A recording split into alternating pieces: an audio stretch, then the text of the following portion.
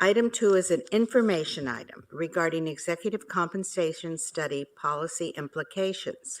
This item will be presented by Chancellor White.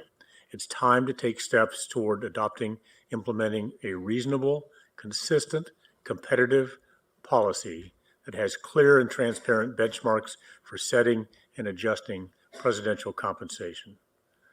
This is an information item, so we're not looking at a proposal specifically yet. So what I would hope and suggest, it differs a little bit from some of my fellow trustees, that the proposal be very conservative. When looking at the numbers on this chart, there's some very, very significant increases. One proposal, and this is 15% below the median, would increase, be a one-time increase of $76,000 a year for one of the presidents. Another one would be $44,000 a year. A couple of them are $44,000. And then if you go up to the total remuneration, the total dollars on all of income, there would literally be one who is here for 51%, and the total dollars currently are $400,000. So is this proposal going to increase that income by $200,000 for that president? I think that we should be doing this across the board. That if we're looking at major adjustments in one category, we should, and whether or not people are being compensated fairly, we should be using a similar methodology to look at all of our employees.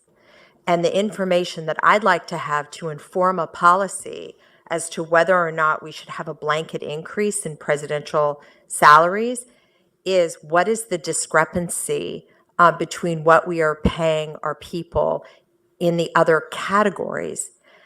Because for a healthy institution, they should be in balance. The summary that I'm getting thus far is that it points to a need for additional compensation for our fine and talented and devoted presidents. I understand that.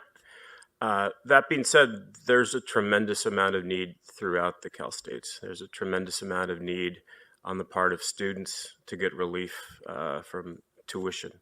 There's a tremendous amount of need on the part of faculty and staff to make sure that they get the wages that they deserve. In fact, if my memory serves me correctly, there's a piece of legislation that one of my colleagues, Shirley Weber, that passed out of our House, which calls for the restoration of merit increases for the lowest paid, some of the lowest paid Cal State employees. And this system opposed that piece of legislation on the basis that they felt that they couldn't necessarily afford to make those adjustments. There's a tremendous amount of need to make sure that our collective bargaining units are negotiated with fairly. So there's need throughout the Cal State system. With respect to Trustee Fagan's good question about how this would be received within the legislature, not well at all. We should also think about how this would be received by the public in general as well. Thank you.